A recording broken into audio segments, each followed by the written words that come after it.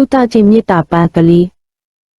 ရှင်ဟောင်းဘူးရပြက်ကလေးတစ်ခုရဲ့အနီးမှာသူတဟာကျုံးနွမ်းနေတဲ့အပင်ပေါက်လေးတစ်ပင်ကိုတွေ့လိုက်ရပါတယ်။ဟိုသနာဆရာအပင်လေးပါလား။ဘာလို့ဒီလောက်တောင်6ကပ်နေရတာလဲလို့သူကတွေးမိပါတယ်။သူဟာအပင်လေးရဲ့6ထွေနေတဲ့မြေကြီးကိုလက်နဲ့အသာအရထိကြည့်နေမိပါတယ်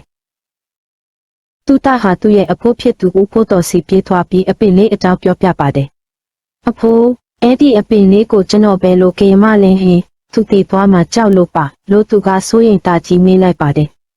။အဖိုးဦးဖိုးတော်ကပြုံးပြီးမြေလေးအပင်တပင်ရှင်တန်ဖို့ဆိုတာရေးတင်မကဘူးမြေတာနဲ့ပညာလဲလိုအပ်တယ်လို့ဖြည်းဖြည်းချင်းရှင်းပြပါတယ်။မြေမှာစေတနာရှိတာကောင်းပေမဲ့မှန်ကန်တဲ့နည်းလမ်းကိုအရင်ရှာရမယ်လို့သူကဆက်ပြောပါတယ်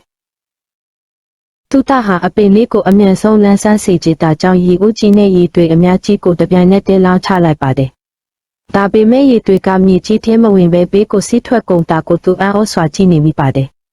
။အဖိုးကသူတရဲ့ပခုံးကိုအတရခိုင်ပြီးမီလီ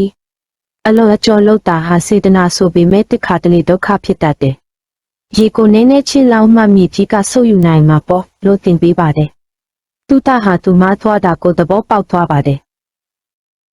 အဲ့ဒီအချိန်မှာအပင်လေးရဲ့ဘေးကဆူးနွယ်တွေထဲမှာရောက်ဆောင်ဖြတ်ကလေးတကောင်မြင့်နေတာကိုသူတမြင်သွားပါတယ်။သူဟာအပင်လေးကိုရေလောင်းဖို့ခဏထားပြီးဖြတ်ကလေးကိုနာကျင်မှုမရှိအောင်ဂရုတစိုက်နဲ့ဆူးတွေကြားကကဲထုတ်ပေးလိုက်ပါတယ်